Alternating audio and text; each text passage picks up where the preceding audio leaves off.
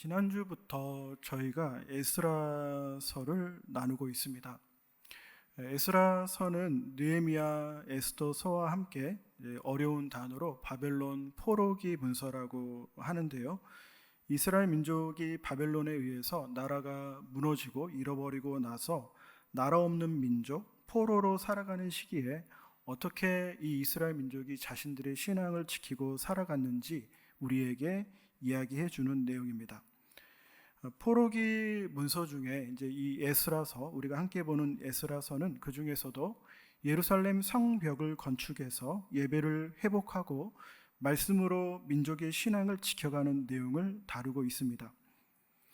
이 시기에 이스라엘 민족의 신앙에 특별히 지금 우리가 관심을 가져야 되는 이유는 사실 진짜 아득한 옛날의 일이거든요. 근데 2500년 전에 이들의 신앙에 관심을 가져야 되는 이유는 이스라엘 민족의 신앙이 어느 때보다 이 시기에 더 구체화되고 더 깊어졌고, 무엇보다도 말씀드린 것처럼 예수 그리스도의 탄생을 준비해가는 시대가 되기 때문입니다.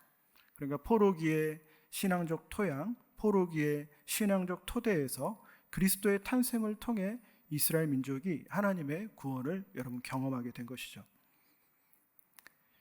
우리가 신앙의 여정을 걸어간다는 것은 이 땅에서 하나님의 구원을 경험하는 것을 말합니다. 평안을 누리고 기쁨을 누리는 것을 말합니다.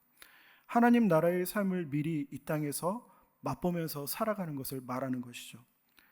그래서 하나님의 구원으로 더 가까이 안내해가고 인도해가는 이 시기에 이스라엘 민족이 신앙이 무엇인지 함께 생각해 보는 것은 큰 의미가 있습니다. 그런 의미를 찾기 위해서, 이들의 신앙이 무엇인지 알아보기 위해서 지난주부터 우리가 에스라서를 함께 보고 있는데요. 오늘은 사람들의 명단을 길게 소개하고 있는 에스라 2장의 말씀, 그 중에서도 이제 마지막 부분을 몇 구절 함께 읽었는데, 오늘 말씀의 명단에 소개되어 있는 분들이 바로 바벨론의 포로로 잡혀갔다가 고레스라는 왕 때에 페르시아 시대의 고레스 왕의 관용 정책을 따라 이스라엘로 돌아와서 성전을 건축했던 분들의 명단입니다. 이 분들의 명단과 이름이 나와 있는 오늘 2장 말씀 내용을 보면서 성전을 건축하는 사람들이라는 제목으로 함께 말씀을 생각해 보려고 합니다. 이분들이 다시 건축하는 성전을 스룹바벨 성전이라고 하고 또 제2성전이라고도 합니다. 스룹바벨 성전 아니면 이제 제2성전이라고 부르고 있습니다. 스룹바벨 성전이라고 하는 것은 2장 2절에 보면 스룹바벨이라는 분이 나오는데 이제 왕족의 출신으로 알려져 있습니다.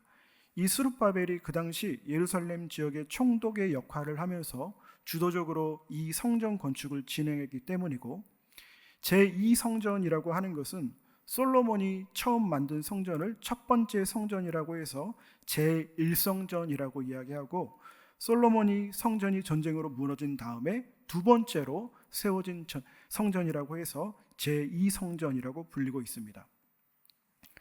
여러분, 성전을 건축한다는 것은 가장 쉽게 이야기하면 강림교회 건물과 같은 예배당을 만드는 것이라고 할 수 있습니다. 그런 성전 건물을 만들어서 그 당시 제사라고 하는 우리와 같은 예배를 드리고 거기서 찬양을 하고 말씀을 가르치고 말씀을 배우는 일들을 진행하게 되는 것이죠. 예배를 드릴 수 있는 장소를 건축한다는 것은 중요한 일이지만 이런 예배 장소를 만드는 것을 부정적으로 생각하는 분들도 많이 있습니다. 교회는 건물이 아니고 성도들의 모임이라는 것을 강조해서 건물 자체를 중요하지 않게 생각하기도 합니다. 그래서 이제 전주에 그런 교회들이 있는지는 제가 잘 알지 못하지만 이제 수도권에서 깨어있는 교회라고 하는 교회들은 따로 예배 장소를 건축하지 않고 학교나 이미 다른 용도로 사용되고 있는 장소를 빌려서 예배 처소로 사용하기도 합니다. 그렇게 하는 여러 가지 이유가 있겠지만 그 중에 하나는 교회를 건축하는 것에, 교회를 건축하는 일에 많은 재정이 들어갈 때 함께하는 공동체에 큰 부담을 주기 때문이에요. 어떤 교회는 진짜 상상할 수 없는 재정을 투입해서 교회를 건축하기도 합니다. 그런 마음을 충분히 이해할 수 있고 합리적인 선에서 공동체가 감당할 만한 교회를 건축해 가는 것이 여러분 필요한 것이죠. 하지만 여러분, 여전히 우리가 함께 모여서 신앙생활을 할 때 함께 예배드리는 장소를 잘 준비해 가고 만들어 가는 것은 여러분 큰 의미를 가지고 있습니다. 1차적으로는 성도님들이 편안하게 와서 예배를 드릴 수 있는 공간을 만든다는 면에서 의미가 있겠고, 제가 생각했을 때 예배를 드리는 장소를 만들고 세우는 것이 의미가 있다고 생각하는 것은 그 공간 자체가 성도들의 신앙에 영향을 주기 때문이에요. 사람들이 어떤 공간을 만들기도 하지만 반대로 공간이 사람을 형성하기도 합니다. 어떤 한 장소를 기도하는 분들이 많은 시간으로 채워가면서 그 공간을 계속 기도로 만들어가면 그 기도하는 공간이 성도로 하여금 다시 기도할 수 있도록 돕기도 합니다. 그러니까 어떤 장소를 가면 기도가 잘 되는 장소가 있는 것이죠. 그래서 공간을 잘 준비하고 만드는 것, 예배 처소를 잘 준비하는 것은 신앙생활에서 너무나 중요한 것입니다. 요즘에 미국의 젊은이들이 카톨릭 미사에 많이 참여하고 있다는 뉴스를 보았습니다. 너무 많이 와서 조금만 늦어도 예배 드릴 자리가 없다고 하더라고요. 한국 교회에서 몇몇의 교회를 제외하고 젊은이들이 그렇게 오는 것을 상상하기가 어렵죠. 젊은 사람들이 성당에 모이는 이유가 많이 있겠지만 그 중에 하나는 그 공간이 주는 신성함과 그 공간에서 경험하는 영적 경험이 사람들의 마음을 끄는 이유라고 생각합니다. 얼마 전에 이제 스페인의 바르셀로나의 사그라다 파밀리아 성당이 완공되었다는 소식을 들었습니다. 사그라다 파밀리아, 성가족이라는 의미를 가지고 있는 이 성당, 여러분 아시는 분은 아시겠고 들어보신 분들도 있고 그 사진을 보신 분들도 있겠지만 스페인의 유명한 건축가인 안토니 가우디라는 분이 설계한 성당이라고 해요. 1800, 지금이 2000년인데 1882년 3월에 착공에 들어가가지고 올해 6월에 완공이 되었는데 무려 144년 동안 공사를 했다고 합니다.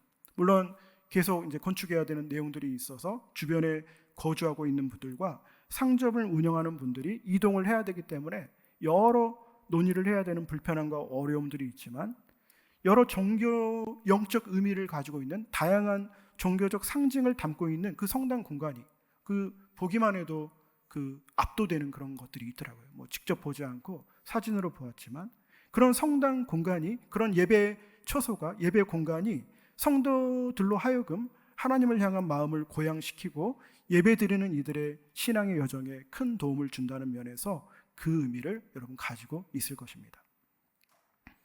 여러분, 그런 면에서 오늘 말씀에 나오는 이 성전을 건축하는 분들도, 제가 이 신앙생활에서 공간이 가지고 있는 의미를 길게 말씀드린 이유는 이 성전을 건축하는 분들도 그냥 눈으로 보기에는 무너져 있는 성전 건물을 다시 세우는 것처럼 보이지만 사실은 성전 건축이라는 것을 통해서 이들은 단순한 건물이 아니라 자신들의 신앙과 민족의 신앙을 다시 세우고 있는 것입니다. 이들이 20년에 걸쳐서 이 제2성전을 건축하게 되는데요, 이 제2성전이라고 하는 이 스룹바벨 성전은 성전 완공 후에 로마에 의해서 다시 무너지기 전까지 약 600년 동안 이스라엘 민족의 신앙을 지켜가는데 여러분 귀하게 사용되어 왔습니다. 수많은 이들이 그곳에서 예배드리면서 하나님을 만났고, 여러분 상상을 해보십시오. 600년 동안 거기에서 예배드렸던 시간들을, 수많은 사람들이 거기에서 예배드리면서 하나님을 만났고 눈물을 흘렸고 하나님의 만남을 통해 신앙이 성장해 가고 신앙의 여정에서 인생의 여정에서 필요한 위로와 은총을 받고 누리는 귀한 장소로 그 공간이 사용되어 왔던 것이죠. 그런 면에서 이들은 눈에 보이는 성전을 단순하게 건축하기 위해서 온 것이 아니라 이스라엘 민족의 신앙을 지켜가는 일에 헌신하기 위해서 자신의 고국이 되는 이스라엘로 돌아오게 된 것입니다. 여러분, 이들이 이스라엘로 돌아오는 것이 쉬운 일이 아니었습니다. 페르시아의 고레스가 왕이 되었을 때 이들은 이미 포로로 잡혀온 지 약 70년이 지나는 시간이었어요. 그 지역을 다스리는 나라가 바뀌었습니다. 세대도 바뀌었어요. 오랜 시간이 흐르면서 이들은 바벨론 여러 지역에서 물론 처음 정착하는 데는 힘들었지만 그 바벨론 지역의 생활에 점점 적응해 갔습니다. 땅을 얻어서 농사를 짓고 삶의 터전을 만들고 후손들은 자라서 결혼을 하고 자녀들을 낳고, 일부 유대인들은 바벨론 지역에서 정치인으로까지 입문을 하게 되었어요. 우리가 잘 아는 인물들이 다니엘과 3명의 친구들이 있습니다. 에스라 다음에 나오는 느헤미야도 페르시아에서 술 관원장, 공무원 생활을 하는 분이었습니다. 뿐만 아니라 바벨론 지역은 이스라엘과 비교할 수 없는 문화를 가지고 있었습니다. 먹을 것이 풍족했고 여러 문화적 혜택을 누리면서 살아갈 수 있었습니다. 반대로 이스라엘, 고향 이스라엘은 폐허와 가난 가운데 있었고 언제나 주변 사람들의 공격을 받기 쉬운 것이었습니다. 이런 어려운 곳으로 1500km나 되는 여정을 떠나서 다시 돌아오는 것이 여러분 전혀 쉽지 않은 것이죠. 그러나 여러분, 오늘 말씀에 나오는 이들이 42,360명, 이들이 그 모든 것을 감수하면서 성전 건축을 위해 다시 이스라엘로 돌아온 이유는 바로 자신의 신앙과 민족의 신앙을 지켜가는 일을 가장 가치 있게 생각했기 때문입니다. 여러분, 이들의 삶에 중요한 것들이 많이 있었겠죠. 우리의 일처럼 삶의 터전을 계속 유지하고 자녀들을 잘 교육시켜서 성공시키고 자신의 미래를 준비해 가는 일이 그들에게 여러분 중요했을 것입니다. 그들에게도. 하지만 이들이 그 모든 것을 포기하고 이스라엘로 돌아오는 것을 결정한 것은 하나님과의 관계를 유지하고 신앙을 잘 지켜가고 이를 위해서 예배의 자리를 지키고 말씀을 가까이 하는 일을 더 가치 있게 생각했기 때문이에요. 그럼 왜 그랬을까요? 신앙생활이 인간의 삶의 근본적인 토대가 되기 때문입니다. 세상 사람들이 이것을 인정하든 인정하지 않든 사람들과 건강하게 관계를 잘 해가는 것, 자녀들을 잘 키워내고 안내해 가는 것, 물질을 대하는 태도, 세상을 대하는 태도, 자신의 꿈을 이루어가는 삶, 나에게 남은 삶을 의미 있게 살아가는 것, 이 모든 것을 잘 감당할 수 있는 힘과 지혜가 바로 신앙에서 나오고 그 신앙이 있을 때 인간의 삶의 방향을 올바르게 잡아주기 때문입니다. 그런 면에서 여러분, 우리가 신앙의 여정을 걸어가는 것은 삶의 일부분으로 살아가는 것이 아니라 나의 삶의 여러분 전부가 되어가는 것이죠. 신앙 위에 우리의 삶을 쌓아가야 하는 것입니다. 그렇게 하지 않으면 내가 쌓아왔던 모든 것이 언제든지 쉽게 허물어질 수 있고 우리가 걸어가야 되는 인생의 방향을 잃어버리고 살아갈 수 있는 것이죠. 근데 여러분, 제가 오늘 말씀에 나오는 성전을 건축하는 분들에 대해서 생각하면서 더 관심 있게 본 것은 오늘 말씀에 나오는 이들은 마음으로만, 생각으로만, 말로만 신앙을 가치 있게 생각한 것이 아니라 자신의 신앙을 지키기 위해서 실제적으로, 구체적으로 하나님 앞에 헌신하고 있다는 것입니다. 신앙을 위해 개인의 삶을 어느 정도 포기하고 자신의 시간을 하나님께 구체적으로 드리고 있습니다. 말씀 68절을 보면 이들이 하나님의 성전을 옛 성전터에 다시 세우는 일을 하기 위해서 자신의 예물을 드렸다라고 이야기합니다. 그렇게 드린 예물을 통해서 건축을 위한 기금을 마련했는데 그 내용을 보면 69절에 금이 6만 다릭, 은이 5천만 회가 되었다라고 이야기하고 있습니다. 지금의 가치로 환산을 해보면 드린 예물이 약 1,000억 원의 정도의 가치가 된다고 합니다. 그 성전이 무슨 1,000억 원이나 되겠어요, 그 당시에. 그래서 여러분, 많은 학자들은 그 당시 포로에서 돌아온 분들이 그 정도의 재정 상태나 재정 상황은 아니라고 생각해서 모아진 기금이 실제 그 정도의 기금은 아니었을 거라고 많이들 이야기합니다. 하지만 여러분, 그럼에도 불구하고 에스라서를 기록한 분이 성경에 그렇게 그 내용을 기록한 이유는 이분들의 헌신이 지금 가지고 있는 모든 것을 하나님께 다 내어놓을 정도로 성전 건축과 신앙을 지키는 일에 실제로 마음을 다해 헌신하고 있다는 것을 이야기해 주는 것이죠. 여러분, 말씀에 나오는 이들 중에 더 관심 있게 봐야 되는 분들이 43절에 나오는 성전 막 일꾼이라는 분들입니다. 개역 개정에는 느드임 사람들이라므로 소개되어 있습니다.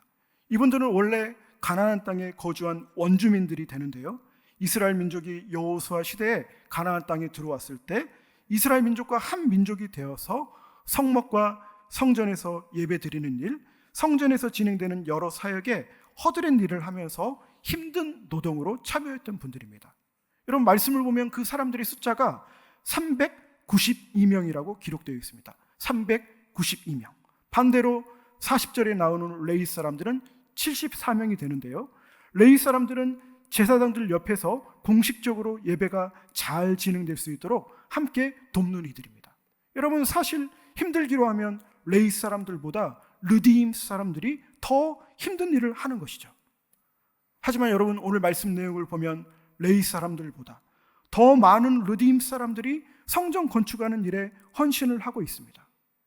그러니까 여러분, 이분들의 헌신은 물론 오늘 말씀에 나오는 모든 분들의 헌신이 귀하지만 이분들의 헌신은 자신들의 신앙을 위해서, 자녀들의 신앙을 위해서, 민족의 신앙을 위해서, 이제는 예전에 했던 일들 안 해도 되는데 이전에 해왔던 여러 허드렛 일들을 다시 감당하는, 제사장들 아래에서, 레위 사람들 아래에서 다시 그 일들을 감당하는, 자신의 불편함을 감수하면서까지 하나님 앞에 나아가는 헌신의 마음을 우리에게 여러분 보여주고 있는 것입니다.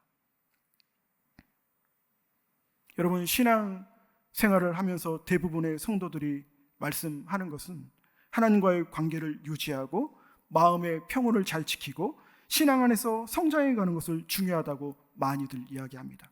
여러 통계를 보면 한국 교회 성도들에게 그런 갈망이 있습니다. 젊은 사람들도 그렇고 연세 드신 분들도 그렇고. 더 나아가 하나님 말씀하시는 사랑과 평화와 생명의 가치관을 중요하게 생각하고 그 마음을 따라 살아가기를 갈망합니다. 여러분, 그러나 진짜 그런 삶을 갈망한다면 이스라엘 민족이 실제로 자신의 시간과 자신의 삶과 자신의 물질을 하나님 앞에 드린 것처럼 나의 신앙을 지키기 위해서 나의 시간과 나의 삶의 일부를 떼어서 하나님께 실제로 드리는 삶이 여러분 필요한 것이죠.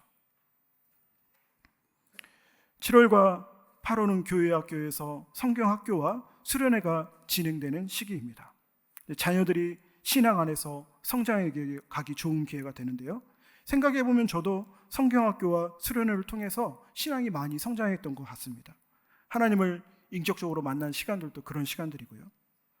여러분, 이 시기에 자녀들의 신앙 성장을 위해 많은 분들이 헌신하고 있습니다. 교회에 재정이 들어갑니다. 교육자분들을 포함해서 교회학교를 섬기는 교사분들이 시간과 삶을 기꺼이 내어주는 헌신이 있기에 자녀들이 신앙 안에서 자라가는데 큰 도움을 받을 수 있는 것이죠.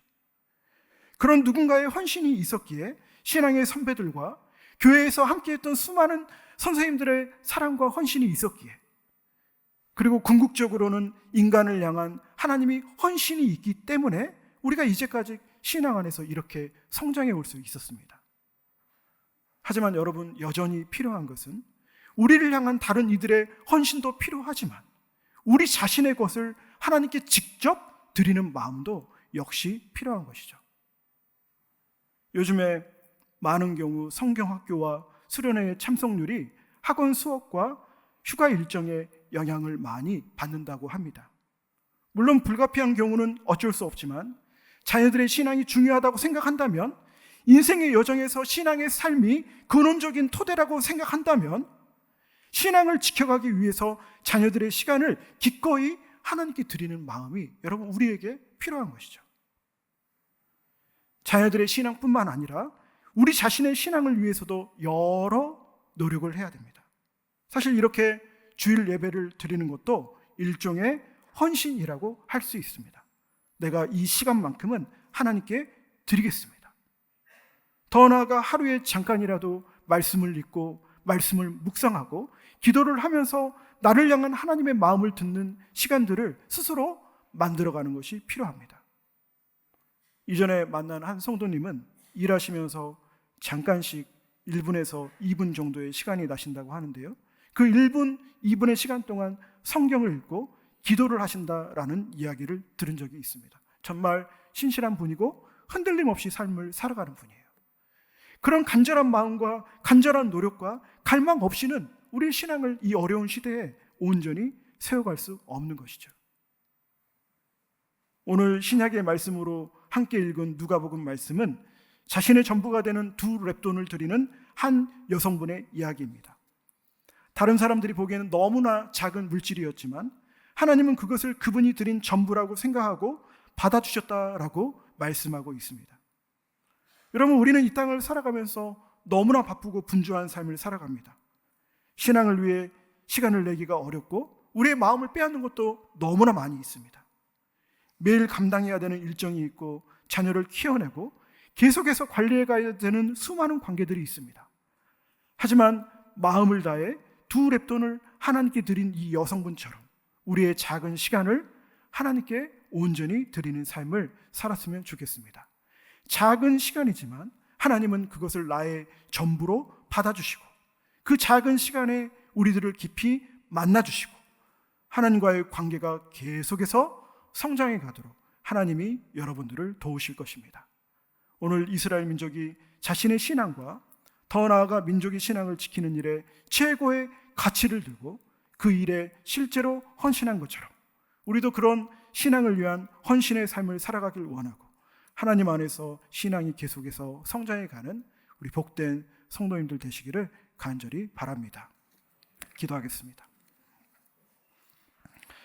사랑과 은혜가 풍성하신 하나님 아버지, 무너진 성전을 다시 세운 이스라엘 백성들의 헌신을 기억합니다. 편안한 삶을 뒤로하고 예배하는 삶을 선택했고 자신의 시간과 물질과 수고로 성전을 세우고 민족의 신앙을 이어지게 했습니다. 우리도 이 땅을 분주하게 살아가면서도 하나님을 먼저 찾게 하시고 예배를 소중히 여기며 말씀과 기도로 하나님과의 관계를 날마다 깊이 맺어가게 하옵소서. 특별히 여름 성경학교와 수련회를 위해서 기도합니다. 준비하는 교육자분들과 교사들에게 힘을 더하여 주시고 참여하는 모든 자녀들이 살아계신 하나님을 인격적으로 만나고 평생 흔들리지 않는 믿음의 기초를 세우는 은혜의 시간이 되게 하옵소서. 이 모든 것 예수님 이름으로 간절히 기도하옵나이다. 아멘.